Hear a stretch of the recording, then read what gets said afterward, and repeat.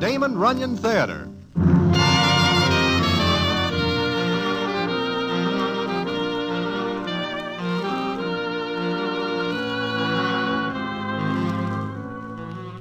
Once again, the Damon Runyon Theater brings you another story by the master storyteller, Damon Runyon.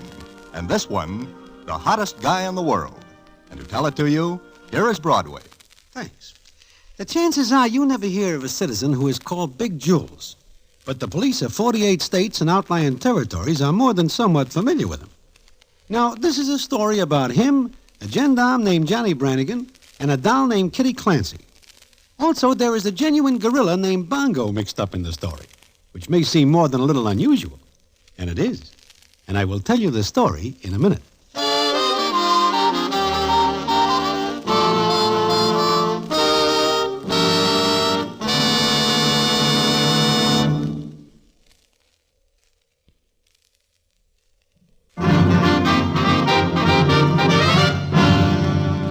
And now, back to the Damon Runyon Theater and the famous story, The Hottest Guy in the World.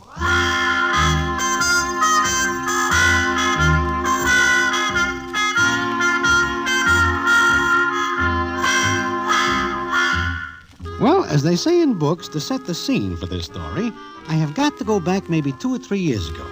It seems that Big Jules does something at which the state of New York is very mad. In fact, the state sees fit to present Big Jules with a 5-year layoff at the citizens' expense. Well, he serves the time, and the day comes when he sees the bars closed behind him instead of in front of him. But there is somebody waiting for him. Hello, Jules. Well. If it ain't Johnny Brannigan. That's right. Copper. Uh-huh. Copper. I figure by now you ought to be a general, Brannigan. I'll take my time. You like it in there? Fine. Just fine. Smells different out here. Uh-huh. What's on your mind, Brannigan? You. Get it off. What are you gonna do? When? No. Hold it a minute, Brannigan. You ain't changed much. Neither of you. That's right. Maybe you should. I like me the way I am. I don't. Ask you to? Look, Jules, because we were kids together, Skip it, Brannigan. I didn't finish. I know the speech. I'll finish it for you. Because we were kids together and were pushed around on the same block, you're going to give me advice. I don't like you enough to give you advice. It wouldn't go through your skull anyway. So this is a warning. I don't want that either. The first time you get out of line is too bad. Tough copper. Tough con. We're even. So long.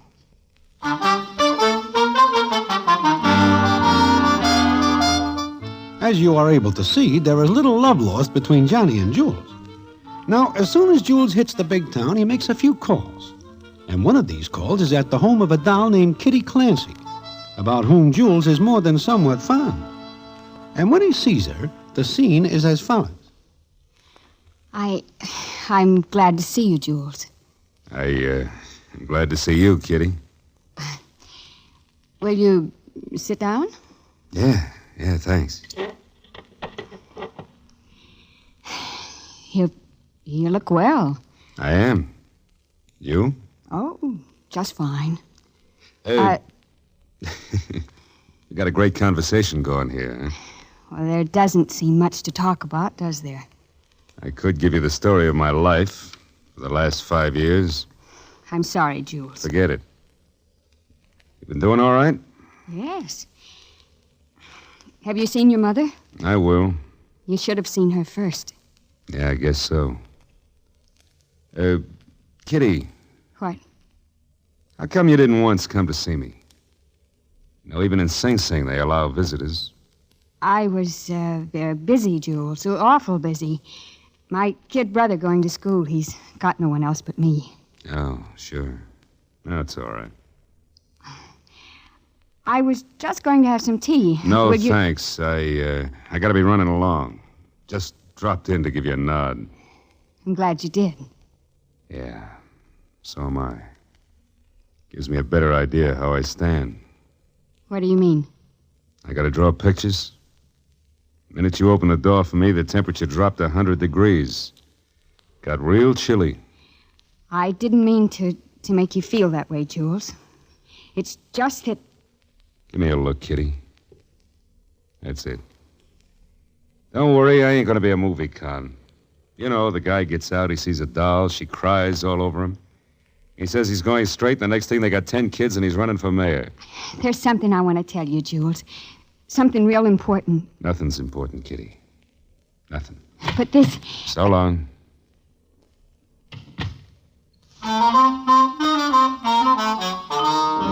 So Jules walks away from Miss Kitty Clancy. Then he makes another call.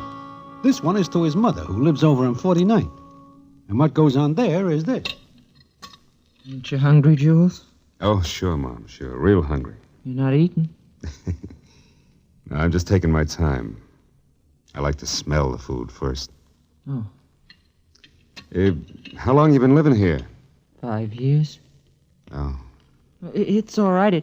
It's not big, but then I don't need much room. No, I guess not. You didn't eat a bite. I guess I wasn't so hungry. It's all right I open the window? Sure it is, Jules. I'd like to be able to open the window. You know, you never think of something like that when you can do it. But when you can't, it gets important. I can stand here and open this window and look out on the street. I can open a window. Mom. Mom. Jules. What are you crying for? I don't know. I'm back, ain't I? Yes. Or am I? What do you mean? I ain't back. Not all of me. I guess I left a couple of pieces behind at Sing Sing. I tried not to cry, Jules. Well, then don't. Cut it out, you hear? Cut it out. All right. I had as much right coming back as... Oh, I don't know. Where are you going? Out. Where? I don't know. Someplace people don't know there's pieces of me missing. Do you have to? Yeah, I guess I do. You're mad at me? Sure. Real mad. Here. Take this. You'll need that. No. Look, you got insurance money, ain't you? Yes, why? I just wanted to know you'll be okay. So long.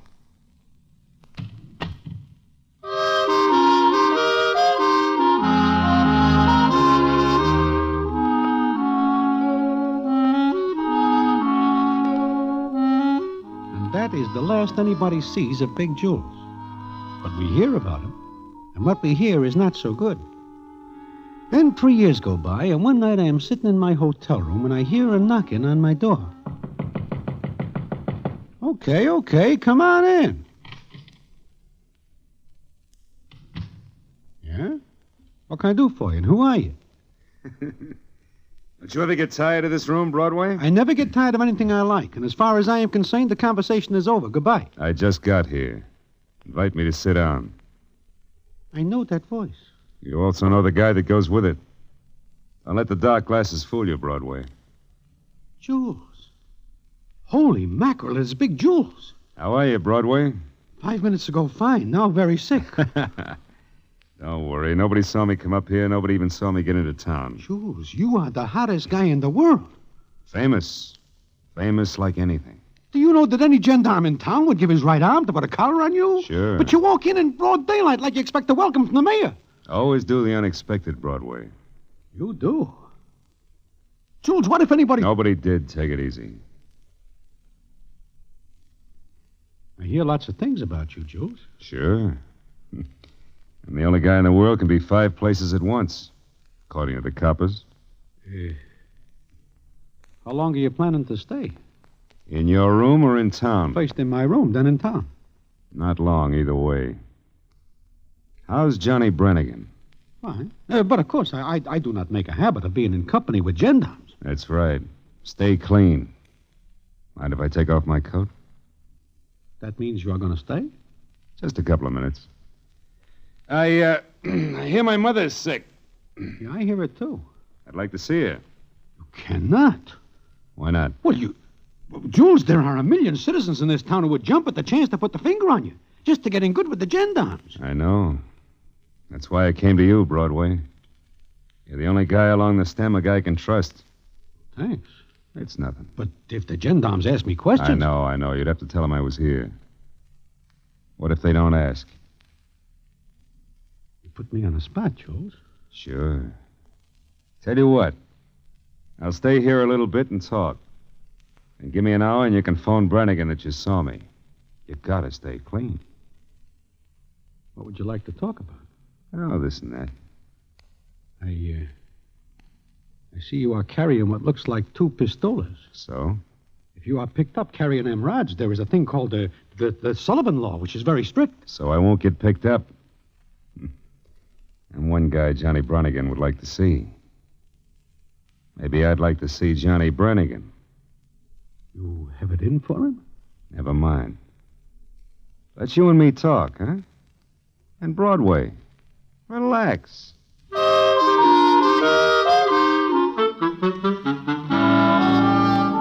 Relax, he says. There I am sitting with the hottest guy in the world. Even if he only does half of what they say, he is still better than 6-5 over anybody else. But he talks. In any minute, I am expecting the gendarmes to walk in and then end 2 careers. I do not pay much attention to what he says until I hear... Did you ever shoot a rat, Broadway? Huh? What'd you say? I said ever shoot a rat. I never shoot anything. You been listening to me? Oh, sure, Jules, sure. Okay. Well, I had a hideout in Canada because there was a bum rap against me. But a guy like me can't argue. I can understand that. You know what time it is? Why? You going someplace? I do not know. Am I? Relax. Well, as I was saying, I hid out in an old warehouse for 2 solid weeks. All I had for company was rats. That is very lonely. Yeah. But you know what? I got so I could knock off one of the ugly nibblers all the way across the big room. Big as a barn it was. Does nobody hear the shots? No. The place is way out in the sticks. I got so I could call my shots on those rats. I knew just where the slug would hit. Yeah. You don't seem interested. Oh, sure I am. Well, when I got tired of that, I did some reading. You do some reading? Yeah. There was a case full of books. All on medicine, surgery, things like that. Yeah, well, those are handy things to know if you are a doctor. You're wrong, Broadway. I learned a lot. I bet I learned almost as much in those 2 weeks as a lot of guys learn in 2 years. Sure, but what good does it do you? Who knows? Well, thanks for letting me stay a while, Broadway. I gotta be going now. Oh, must you? Thanks for dropping in. Hey, you can see Madison Square Garden from this window. Jules, do you have to stand in the window? What's going on in the garden? They're moving a circus in. Circus? I haven't seen a circus since I was a kid. Broadway, come here. What do you want, Jules? Let's you and me mosey over there and watch him unload the animals, huh? You and me? Me? Come on.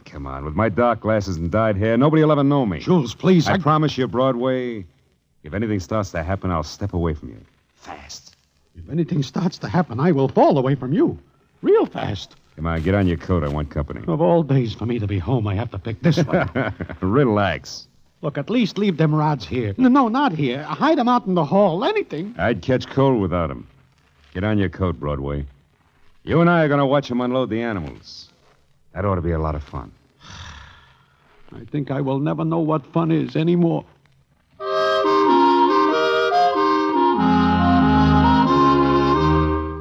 Well, I go with Big Jules. Not because I want to, but because I do not wish to seem impolite and offend a guy of his temperament. However, before the afternoon is over, I am glad I go along, because I see something I almost do not believe, even though I do see it. And what it is, I will tell you in a minute.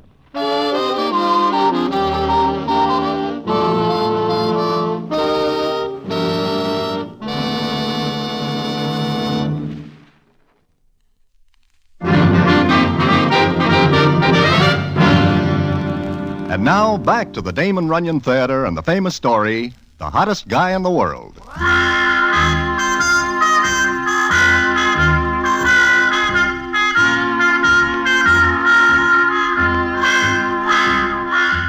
Well, like I say, there is no other way but that I go with Big Jules, which is a little like holding hands with a guy in the electric chair. But Big Jules does not seem worried, because as he says when we are walking up the street, See? What'd I tell you, Broadway? Lots of coppers around, but not one takes a second look at me. I am very glad of this. It's good to be back. But you are not planning to make a real long stay of it. No. Just to see my mother, then... Then what, Jules? Then? Who knows? Guy like me doesn't call the shots for himself. Jules, I want you to tell me something. Yeah? What? When I last see you 3 years ago, you are different. Or maybe you are different now. How? I do not know. Maybe it is the way you talk. Me and my education, huh? I did a lot of reading, Broadway. Oh, yeah, you tell me. Those medical books. Those just got me started. Besides, the library's no place a copper would ever think of looking for Big Jules. And speaking of coppers, I want to try something. Huh? What? See that blue coat over there? Oh, yeah. Here, let us make a slight detour. No, come on. Jules, what are you going to do? Watch. Excuse me, officer. Yes, sir. That Madison Square Garden up ahead? That it is, sir. Thank you, officer. Not at all, sir. You're welcome. Oh, I have got to sit down. Maybe even lay down. You feel better? Nobody recognizes me. Yeah, but what about Johnny Brannigan? You think you can fool him? Maybe I can. Maybe I can't. That is something I've got to wait to see.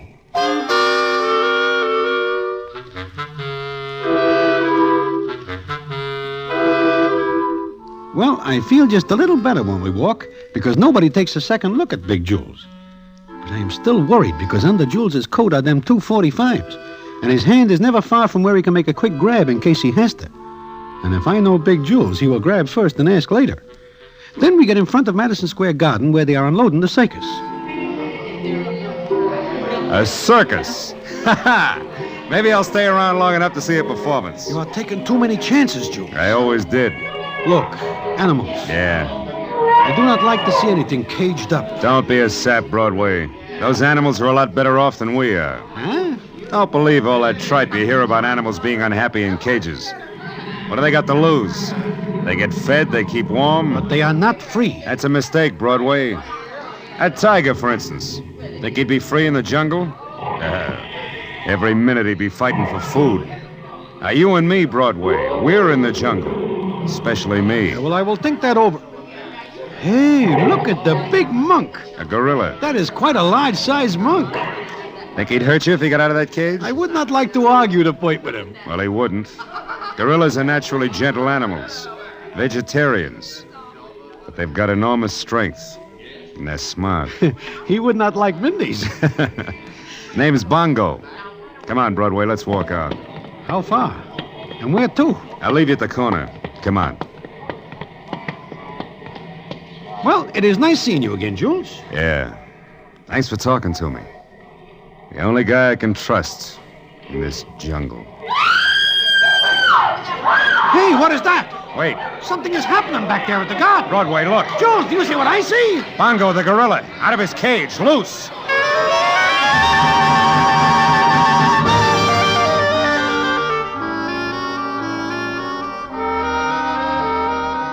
And there he is. That big monk gets out when the latch on his cage is jarred loose. And no matter what Jules says about gorillas being gentle, this one does not look like he is willing to let bygones be bygones. We push our way back, and the scene is as follows. Look at the gorilla climb up the marquee. Say, what is he carrying? Looks like a bundle. I don't know. Please, everyone, stand back. Don't get him excited. He'll be all right. Mike, Larry, hurry up with the nets. They expect to get him with nets. He'll be halfway up the building before they get to him. Jules, look what he is carrying. Broadway, a baby. He's got a baby in his I arms. never see anything like this before. Bongo!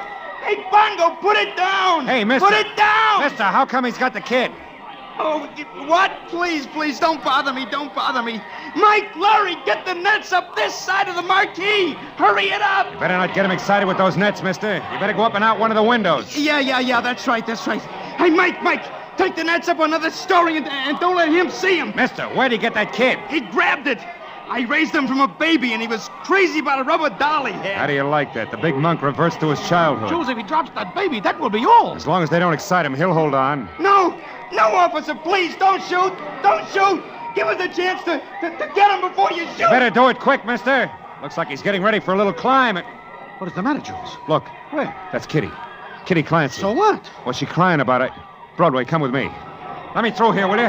Come on, move. Say, Let me through, I said. Let me through. Push me, Let me through here. Kitty. Jules. Holy smoke.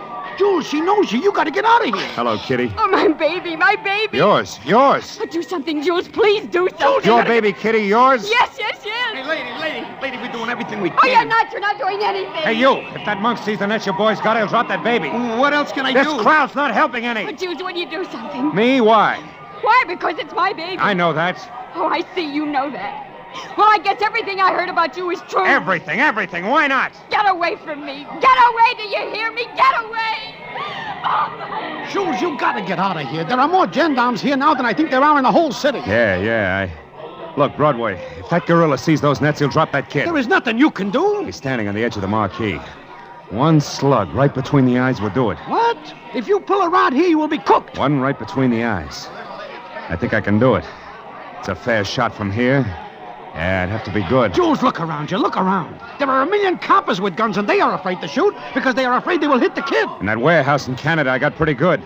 I could put a slug right between the eyes of a rat, all the way across the big room. Jules, even if you do hit the monk, he'll drop the kid down on the pavement. No, he won't. He will, I tell you. No, a slug between the eyes will bring on what is called a defensive reflex. I do not know what you are talking about. You see, there's a split second before the slug kills him.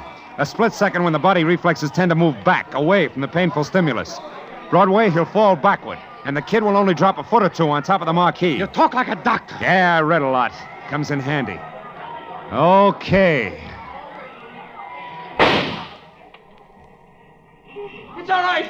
It's all right. Oh, look, the baby's not hurt. It's all right. All right, Broadway, let's move out. Nice shot, Jules. Very nice shot. Johnny Brannigan. Don't reach for it, Jules. You're covered like a bookie's bet. Yeah, I guess I am.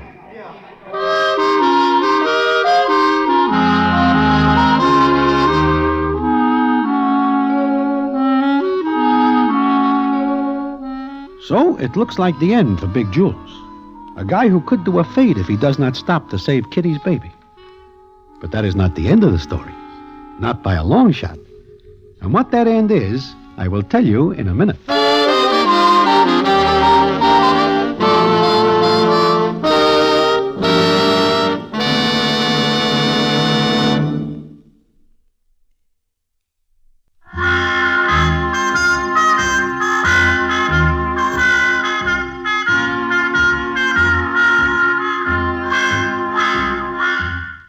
So that is what happens.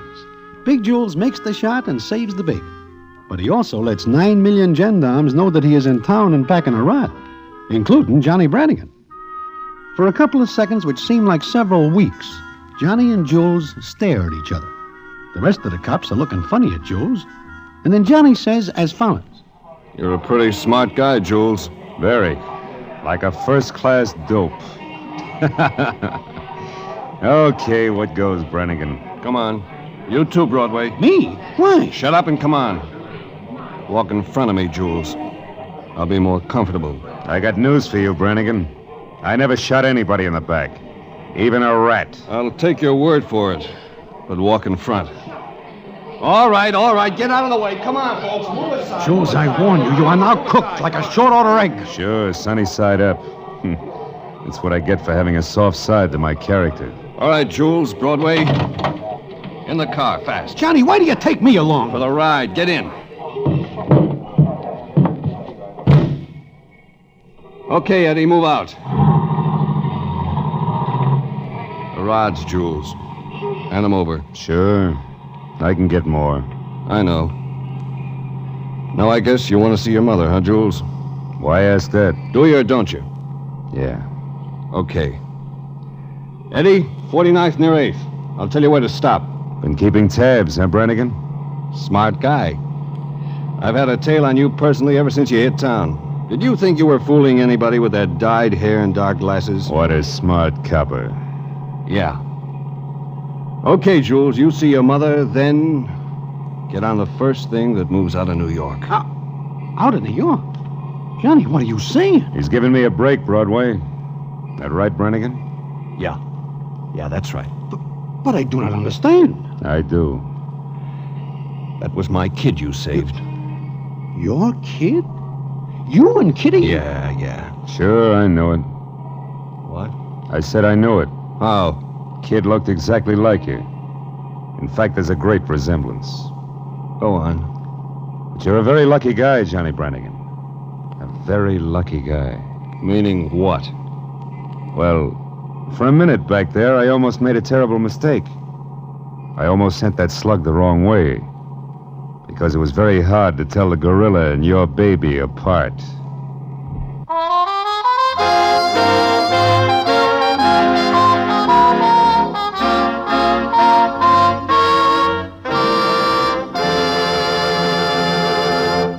And so ends the famous story, The Hottest Guy in the World. Listen in again next week for the Damon Runyon Theater.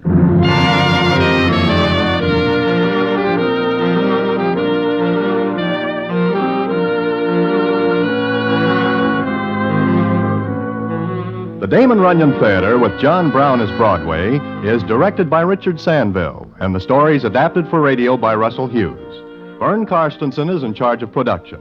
This is a Mayfair production.